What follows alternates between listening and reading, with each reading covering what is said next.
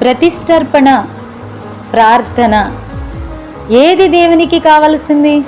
ప్రార్థన అనగా మన విన్నపం దేవునికి తెలియపరచుట, అలాగే అడిగి పొందుకోవడం.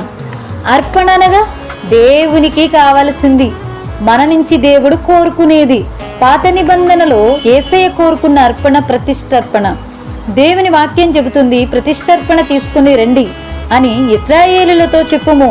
మనపూర్వకముగా అర్పించు ప్రతి మనుషుని యొద్ద దాన్ని తీసుకుని వెళ్ళని దేవుడు ఇశ్రాయేలులకు ఆజ్ఞాపిస్తున్నారు.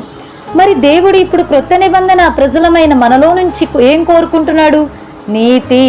మనం నీతిని ప్రతిష్ఠించి మనపూర్వకంగా ప్రార్థిస్తే దేవుడు దానిని అంగీకరిస్తాడు. ప్రభు కనుల నీతిమంతుని మీదను ఆయన చెవులు వారి ప్రార్థన వినాలని ఎదురు చూస్తున్నాయట.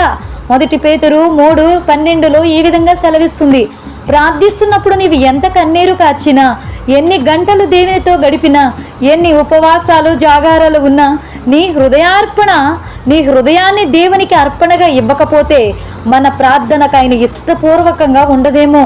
పరిశుద్ధాలయంలోనంట సింహాసనం మీద నుండి కనుదృష్టి చేత ప్రతి ఒక్కరిని ఆయన పరిశీలించుచున్నాడు.